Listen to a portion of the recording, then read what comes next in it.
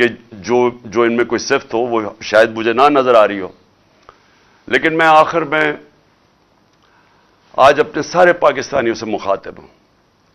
دیکھیں، یہ جو وقت ہے اس کے اندر آپ ساری قوم کو میں کہہ رہا ہوں، آپ نیوٹرل نہیں ہو سکتے. آپ اگر آج نیوٹرل ہو گئے، آپ کے بچے پچھتائیں گے، آپ کی آنے والی نسلیں پچھتائیں گی کہ جب آپ کو امر بالمعروف پہ چلنا چاہیے تھا، جب آپ کو ناانصافی کے خلاف جہاد کرنی چاہیے تھی، اور آپ گھروں میں بیٹھ گئے. عمران خان کو میں آپ کو پھر سے کہتا ہوں، مجھے کوئی ضرورت نہیں ہے کہ اپنی جان خطرے میں ڈال کے باہر نکلوں. جب مجھے پتا تھا اس کے باوجود، اور جب مجھے آگے بھی پتا ہے، لیکن یہ میں بچپن سے میرے ذہن میں یہ تھا کہ میں کبھی غلامی سے بہتر مر جانا ہے. یہ غلامی ہے یہ جو ہو رہا ہے. میں اپنا ایف آئی آر نہیں رجسٹر کروا سکا ایکس پرائم منسٹر. مجھے پتا ہے کس نے یہ ساری سازش کی تھی، مجھے وہ تینوں کا پتا ہے انہوں نے مل کے کی تھی، لیکن میں نہیں کر سکا. تو سوچ لیں کہ آپ میں سے کہ آپ عوام میں آپ کے پاس کیا حقوق ہے. آپ کے پاس، آپ سے اگر طاقتور ظلم کرتا ہے آپ کیا کر سکتے ہیں؟ انسان اور بھیڑ بکریوں میں فرق ہے. انسانوں کے حقوق ہوتے ہیں. بھیڑ بکریوں کو ڈنڈے مار کے جدھر مرضی آج کہہ دیں کہ یہ چور ہیں تو کل کہہ دیں کہ یہ پاک ہو گئے تو وہ ادھر ہی چلیں گے. انسانوں کے حقوق ہیں. انسان جب تک اپنے حقوق اور آزادی، جب تک اس کے لیے رائے حق کے لیے نہیں کھڑا ہوتا، انسانی معاشرہ جانوری معاشرہ بن جاتا ہے.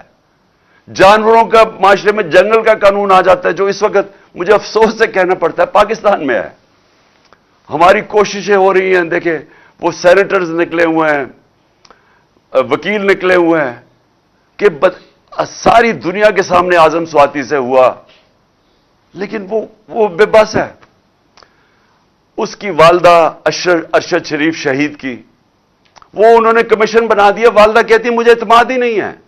تو جنہوں نے جو چاہتے ہیں انصاف، اگر ان کو کمیشن پہ اعتماد نہیں ہے تو کیسے انصاف ملے گا؟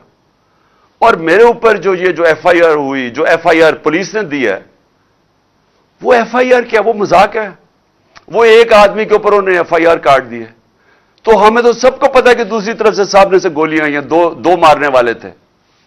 تو انہوں نے تو وہی کیس بنا دیا کہ جناب یہ چاہتے ہیں. اسکرپٹ کیا تھی کہ جی دینی انتہا پسند نہیں، اکیلا تھا. اچھا، وہ بھی اتنا بیوقوف ہے، جنہوں نے اس کو پڑھایا اس طوطے کو، وہ بھی اتنے بیوقوف تھے. وہ پہلی چیز کہتا کہ جی میں اکیلا تھا. کہ لوگوں، یعنی اگر کسی کو شک بھی تھا نا کہ سازش ہوئی تو اس نے پوری کر دی کہ ہاں جی میں اکیلا تھا. کہیں وہ شک نہ پڑ جائے کہ جو دوسرا جو سامنے والا تھا اور اصل وہ نہ کہیں اس کی تلاش نہ شروع ہو جائے. تو اگر ہمیں انصاف نہیں مل سکتا، میں پھر سے کہتا ہوں میری قوم، آپ کو یہاں انصاف نہیں ملنے لگا، یہ ملک آگے نہیں بڑھنے لگا. اور یہ جو میں اب آپ کو ڈیٹ دینے لگا ہوں. میں اپنی ساری پہلے تو پارٹی کو بھی ساروں کو کہوں کہ ابھی سے تیاری شروع کر دیں. اگلے ہفتے 26 نومبر کو آپ نے سب نے اسلام آباد پہنچنا ہے.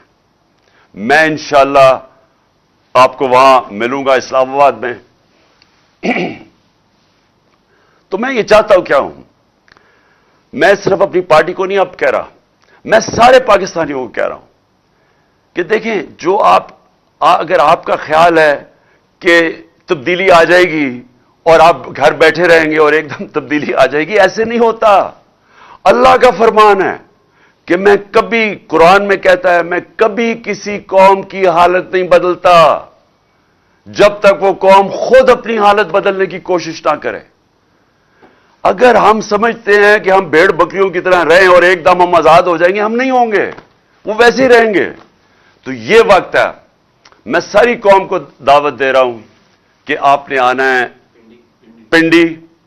آپ نے پنڈی آنا ہے 26 تاریخ کو، ہفتے کو 1 اور 2 کے بیچ میں. آپ نے پوری کوشش کرنی ہے پہنچنے کی. میں خود وہاں آپ سے انشاءاللہ خطاب کروں گا اور اگلا لائے عمل دوں گا. یہ تحریک رکنے نہیں لگی، میں آپ کو اگلا لائے عمل دوں گا.